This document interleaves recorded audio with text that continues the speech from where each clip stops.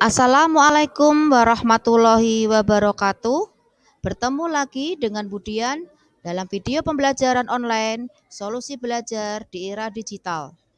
Anak-anak, bagaimana kabarnya hari ini? Semoga kalian sehat selalu dan tetap semangat belajar ya. Kali ini Budian akan menyampaikan materi kelas 7 yaitu buku fiksi dan non-fiksi. Kalau begitu, langsung saja kita mulai membahas materinya ya anak-anak ya. Anak-anak, tujuan pembelajaran kita pada pagi hari ini adalah peserta didik mampu mengidentifikasi dan menganalisis bagian buku fiksi dan non-fiksi dengan benar sesuai dengan kaidah kebahasaannya. Selanjutnya, anak-anak, Ibu akan memberi penjelasan tentang pengertian buku fiksi dan non-fiksi. Buku fiksi adalah buku yang memuat cerita rekaan atau hayalan, sedangkan buku non-fiksi adalah buku yang berdasarkan fakta atau kenyataan.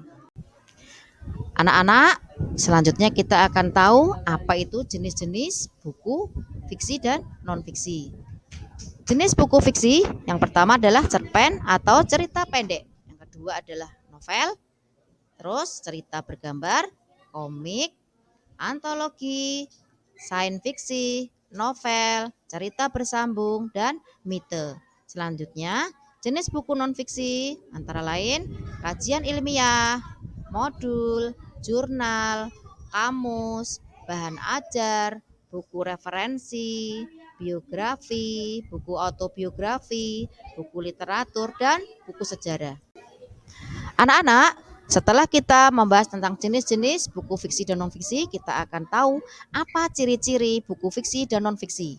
Ciri-ciri buku fiksi yaitu satu, karangan fiktif. Yang kedua, tidak ada di dunia nyata.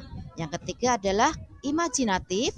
Yang keempat, keberadaannya bersifat relatif. Yang kelima, diksi, konotasi untuk meningkatkan imajinasi. Yang keenam adalah gaya penulisan. Yang selanjutnya adalah ciri-ciri buku non-fiksi. Yang pertama, bahasanya formal. Yang kedua, bersifat informatif. Yang ketiga, berdasarkan fakta dalam cerita realita. Yang keempat, bisa dipertanggungjawabkan secara ilmiah. Yang kelima adalah diksi denotatif agar tidak ambigu. Yang keenam, merupakan pengembangan dari ide.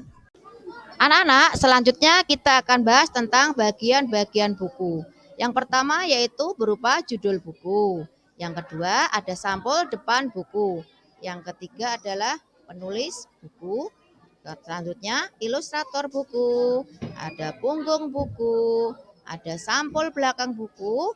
Selanjutnya ada kode batang buku dan yang terakhir adalah ada sinopsis buku. Anak-anak, setelah kita tahu tentang bagian-bagian buku, ini adalah contoh dari buku fiksi dan non-fiksi. Yang pertama itu ada contoh buku fiksi yang dengan judul Ruang Sunyi. Yang kedua adalah contoh buku non-fiksi dengan judul Buku Bahasa Indonesia. Ya, ini buku Bahasa Indonesia kelas 7.